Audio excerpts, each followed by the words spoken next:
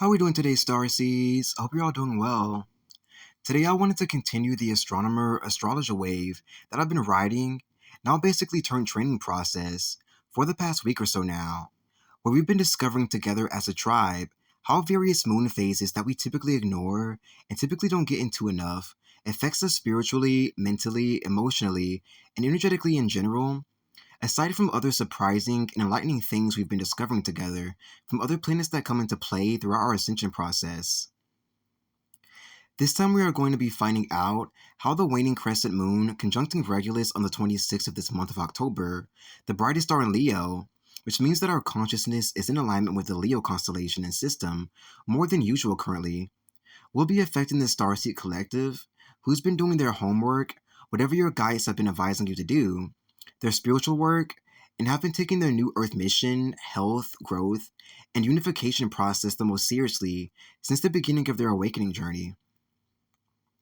But first, since I am almost brand spanking new at astrology and reading astronomy, I first feel inclined to tap into just what the waning crescent moon is and what it specifically does for us whenever active.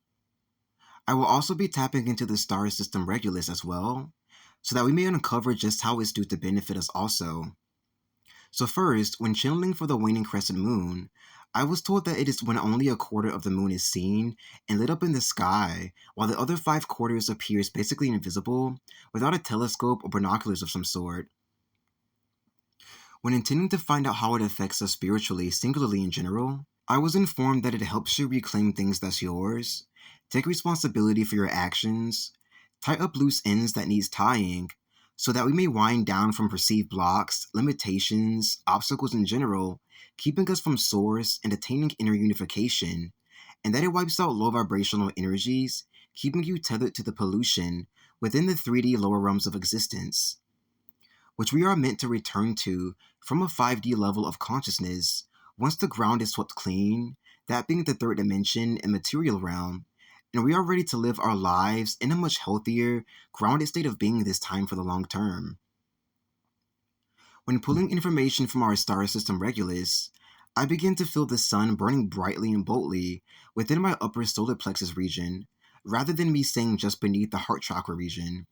And this is because this huge sense and extra boost of bravery that the first wavers need at this time, within this majorly important power center, the solar plexus, to ascend fully into our brand new light bodies, is what will graduate us from this Ascension School program that we've been in for years, make us a new, whole, 2.0 version of our former selves, real life fairies, if you will, making it so we are able to put this to use in the most natural, humble ways for the rest of our existence. I am actually going to ask now for our etheric certificates of completion for the mastery of this sector of our mission to come through now, and to have on record that we have done our job sculpting, shaping, and building our brand new light bodies, which you might as well say we've had for the first time ever, as they are that new and we're barely alive and active in the Age of Pisces timeline that we're now shifting out of.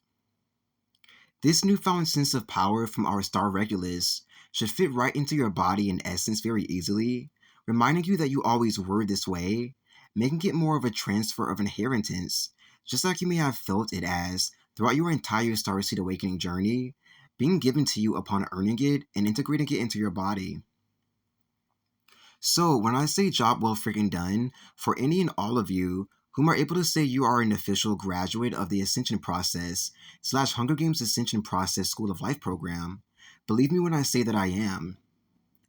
By intention, make sure that you apply this newfound state of ferocious, growling power brought to us by the just as humbly powerful Leo constellation to your benefit by taking charge of your life and independence more, taking advantage of your newfound freedom, and by putting yourself first in humble ways in all areas needed. With all that being said, digested, and understood, I think we are now full and ready to get into the tarot reading in a mini study session. First up, when shuffling my deck to figure out what card best represents what we are to experience from the waning crescent moon, conjunct Regulus in the Leo constellation, the Four of Swords is what fell out to provide us this information. Here, I am immediately feeling separation, much needed separation, however, from all supposed loved ones occurring here that did nothing but hurt and steal from us in the past repetitively, even including so-called friends turned ruthless frenemies by the end. This is mainly due to the zombie apocalypse sector of our deep undercover ascension process, exposing them for who they are and slowly turning them into the nasty beasts they've always been, even in past lifetimes, beneath the surface as they walk around, demanding things while feeling special, as they belittle the absolute best kinds of people. In this way, all of the precious life they are forsaking most definitely makes them living and breathing, walking, talking zombies. These creatures are also naturally jealous of us, our success, and our profound, extremely important destinies overall, as they are representing Lilith, Envy, and Poison Ivy in order to feed off of our life force energy slowly in this way. However, when cut off from our supply, they are completely naked, embarrassed, insecure, and depleted, which I'm going to intend happens right now, so that we may be set free from their perceived constraints and domination over us even swifter. Already I can feel a breath of fresh air seeping into our bodies and channels where this has been lacking, setting us free that much more, and truly without a doubt making us fully aware of what they've truly had no problem doing to us beneath the surface, and how they've been so used to treating us. Just as the young woman nested in the illustration is doing, true rest can finally be attained for once, after likely not having this like you once did, before things got rough and too serious in the Hunger Games ascension process. And before the entire Hunger Games, the Purge ascension process began in general, starting back in 2012.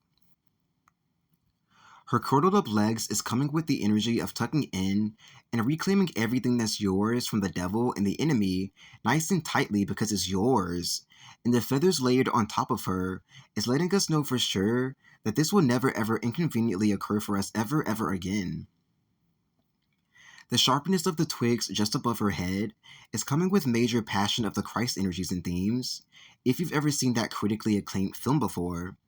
which is reminding us and rewarding all who were the most crucified throughout this dangerous journey, likely because you took on the sacrificial lamb template, and officially and eternally setting us free from sin, attacks of all kinds forever, as it is promised in the Holy Bible. Job well done, crucifixes, and I'm going to ask for your rewards to be delivered right your way etherically, right now as I speak, in order to make things right for this nothing but heroic sector of our tribe ASAP. Now those thorns can turn into flowers, which look like white roses in my mind's eye when glaring at them, wiping the slate clean of the past even further, softening us immensely, and blessing us in brand new ways than possible and imaginable before as a result of all of our hard work. I also just heard the word legacy in my head, which means that we have done so much good work within our short stay here on Mother Earth, have blazed so many trails along the way, and have shed more than enough blood to have left behind enough for the world to profit from and call it an actual legacy. How profound to have come into such a high level state of being, such as this, which you should be more than proud of. For this more than trumps all of the haters and naysayers' work that tried to spit upon yours, although they had no idea what you were truly doing, saving the world that is, or cooking on the stove. True embarrassment and humiliation on Judgment Day scales is felt being sent their way after they wanted us to take this on for them, when Reverse Judgment Day was coded into the Matrix system and operating non-stop heavily since 2012, but truly for the past 2 centuries, which is why all the misfortune and Shakespearean tragedies within our world for so long. No more, however, for the past has turned to dust, the promised land can now set in, and all power can now be restored to its rightful recipients, which both Regulus and our own very sun will be assisting us with during this time frame. When shuffling my deck some more, the Six of Wands is what fell out to relay us the messages we need to receive from this transition we are in, which the waning, meaning whining, crying, and emotional, Crescent Moon is here to facilitate for us. Immediately I'm getting the energy and omen of major victory being had within us, around us, and bestowed upon us by the gods and heavens above, due to all of the work we've done ascending ourselves out of damnation, taking as many people as we can with us, even if most did not want to even listen and were ultimately left behind as a result, as well as for doing our parts as undercover Sisterhood of the Rose agents and Jehovah's Witnesses, in shutting down the entire Matrix beast system, enslaving all of humanity under his eye, the once overtaken but now overturned moon that is, and the once overtaken but now overturned planet Saturn, aka Satan, as his main helper. This victory that we have attained together and individually is timeless, infinite, and endless, making it so that it stretches far into our future, making us even more aware just the grand scales of what we've done to be where we actually are standing upon Mount Everest today. The Golden Apple Award for Teachers is now felt coming through right now as well, which I'm going to ask to be transferred right to the hearts of all who boldly stepped up to the plate, no matter how nervous, uncertain, or scared you were upon doing this in the etheric realm, for sacrificing and dedicating all your time, energy, selflessly, helping those in need, and in the dark, learn what's truly going on, even activating and healing them if you are able to in the process. The amount of thank yous I would love to give you just isn't enough, so for now, all I can say is take it. For this grounded reward of all rewards is yours to be had, no one else's. Lastly, major Starseed celebrity energies are coming through. The card, which is exactly why it appears she's on stage, and is letting us know that we are to be sent right back to this time frame where we were most in alignment with this destiny, our destiny. If you were originally a performer before this insane process began, of becoming a real-life Starseed warrior first, in order to destroy the most evil thing overtaking and threatening many universes ever imaginable. The waning moon is here to encourage us to go for it. It's wiping things clean, holding us back on the inside that isn't truly ours, but the enemy's negative thought forms and curses towards us, so that we may be scot-free to scarily ascend as high as we so please in the natural way this time, fulfilling all of our destinies without anyone holding onto our legs, stupidly riding our coattails like in the past. Any lost abilities that you will likely find was actually stolen from you as it reignites is felt completely restoring and healing within us if you were injured in any area, with the energy of "it was all a dream" coming through next, showering over our consciousness, old state of mind, entire body in general, in order to make it even more so. There is no more baggage, burdens, or bullshit unnecessarily holding us back any longer, as this was just a mirage and prop set in front of us to glare at, be intimidated by for a while, battle to become more whole, get to know ourselves more, slay, and then step through, so that we may cross to the other side, the fifth dimension, to finally fulfill our dreams like the newborn children we are re-becoming. Just as mentioned earlier, cry just as much as you need to throughout this transition, so that the slate of the past can be wiped clean even easier, so that you may feel much better afterwards, so that things can transition a bit faster for you spiritually and emotionally, and so that you can experience one final cry for the last time ever of the same essence we are used to, while trapped in the ascension process we've grown way too accustomed to for so many years now. Job well freaking done, kids, and you may finally return home.